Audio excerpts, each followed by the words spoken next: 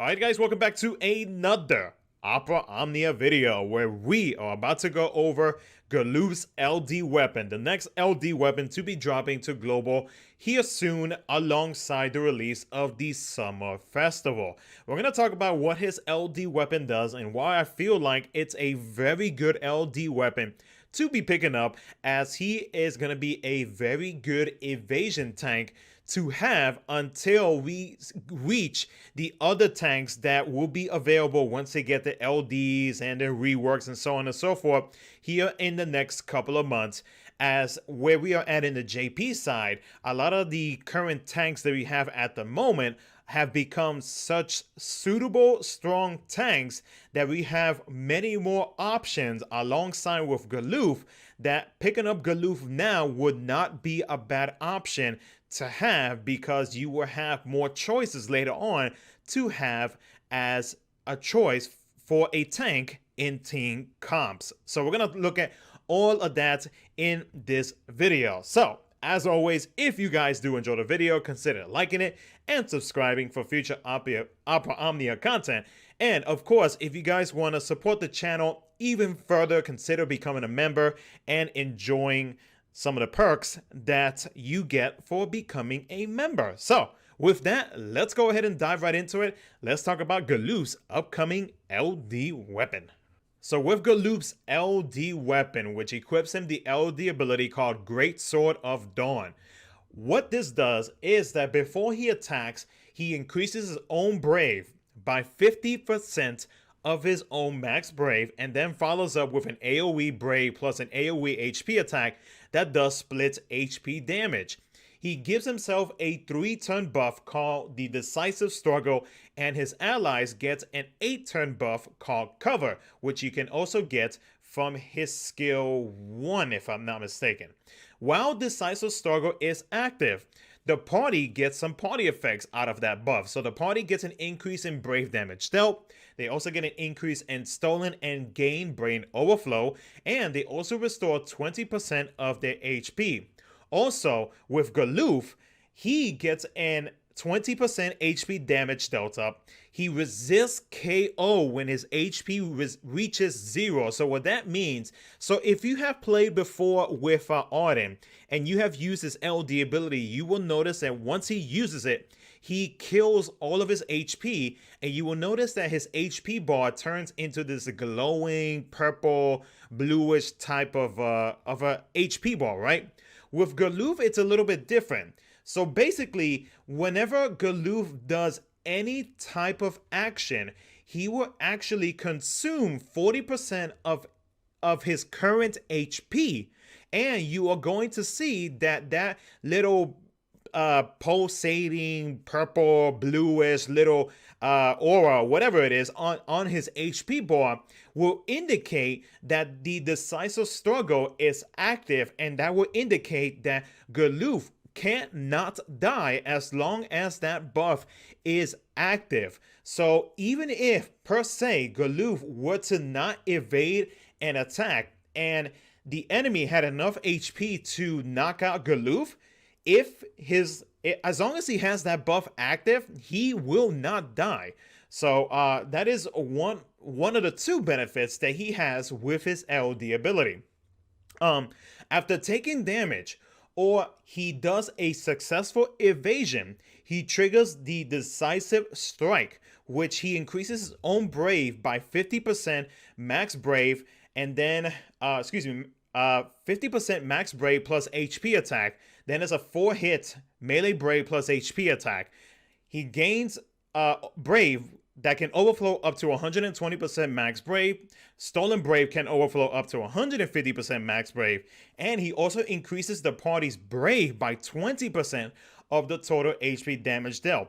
Now, one question you may have is that, okay, so if you use his LD ability, does that mean that the other counter that he has from his skill 2, if I'm not mistaken, does that not activate anymore?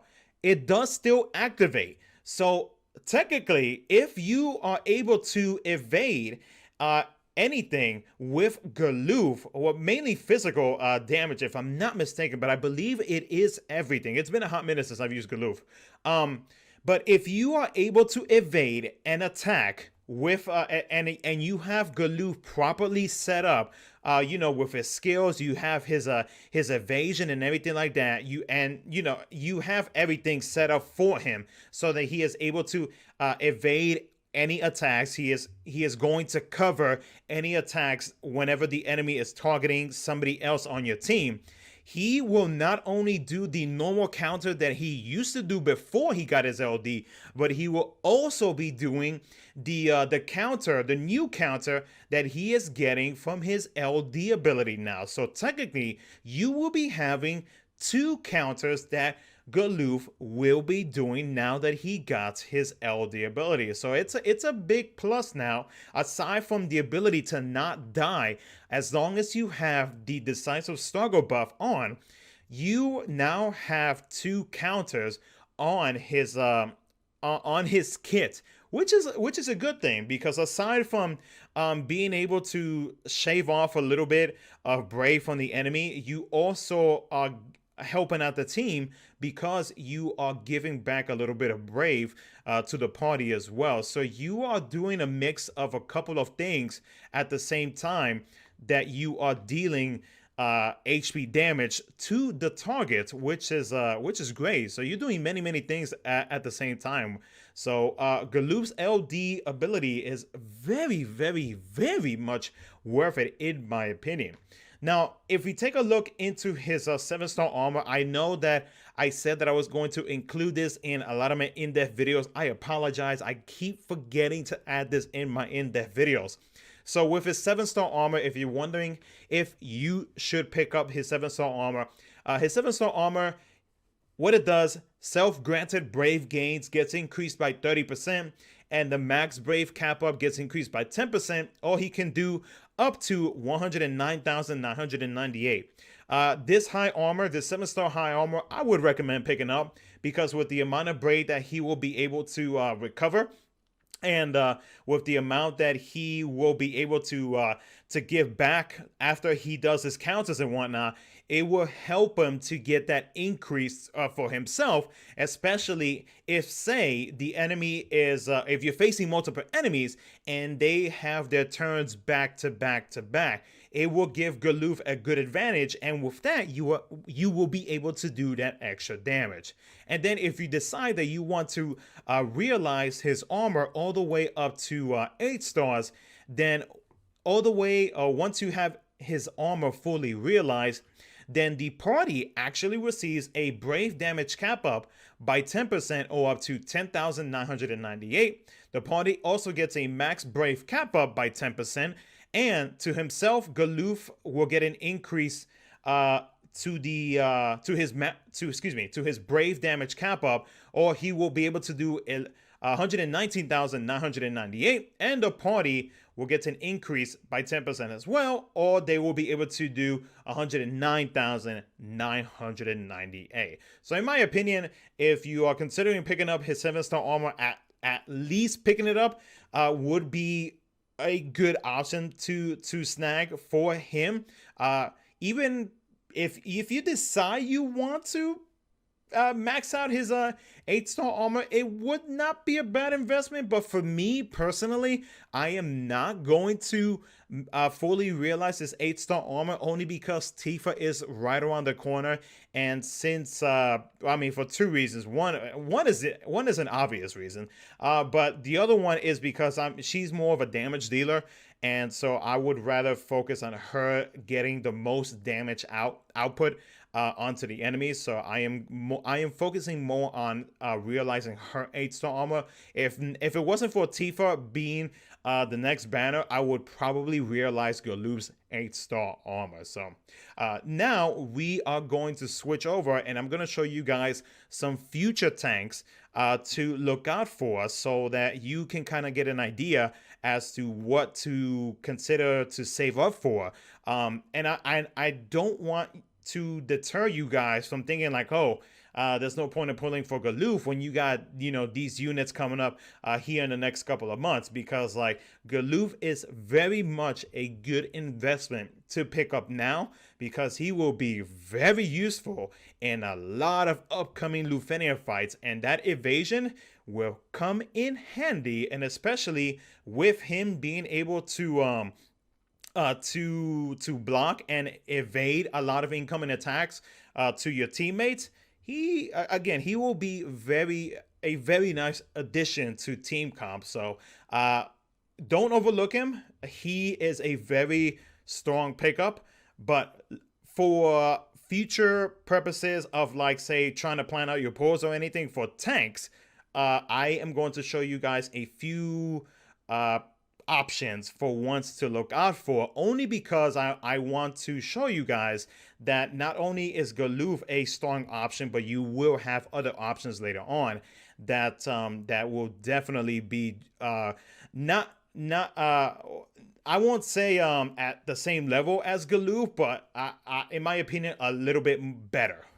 So one of the tanks that I would have you guys look out for in the future is going to be Zac. Now I'm not going to go into too much detail on what Zac does exactly, but with his LD ability, he has a special effect, and it's a stacking mechanic with his special effect. What it does is that it gives the party HP regen, defense up, brave damage taken reduction, HP damage taken reduction, and it gives Zac an HP damage delta up and a stolen brave max brave overflow limit up. Now I know you're probably going to be asking, like, defense up, that's probably like nothing. Well, when you look at the percentages, it might change your mind, because at max stacks you get a 200% defense up, which is pretty nutty. And then with the brave damage taken reduction, you get a 50% brave damage taken reduction. And again, this is for the entire party. And then for the HP damage taken reduction, you get a 30% reduction on that, which is crazy. Another tank to look out for is Owen. Now with Owen blocks enemy attacks whenever they do any type of single target attacks to your teammates, and he also counters as well whenever he does that, which is slightly similar to what Galuf does, but not entirely, because Owen does not evade, he takes the hit, but he does receive buffs where he increases his defenses. He also inflicts a debuff where he reduces the amount of brave damage and HP damage that they do to him.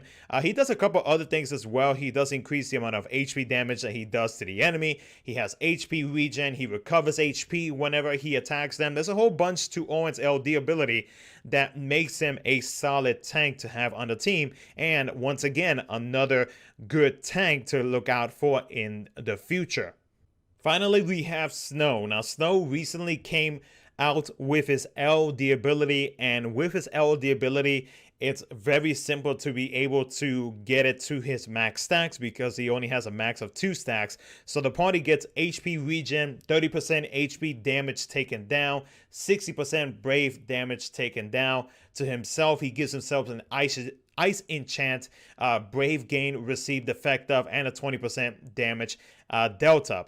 Then the nice thing about Snow is that aside from being able to reduce the amount of damage and brave damage to the team, but before he even acts, before you're even able to do any type of action, before you are even able to click on any of your skills, he actually follows up with a follow-up attack before you do anything, which is pretty solid. What's even funnier is that you can even use his C65, you can use his call ability, and for some odd reason, that follow-up attacks actually triggers again. I don't know if that was done on purpose or if that's a bug, but it's something that you can also take advantage of with Snow. But Snow is another good tank to look out for the future.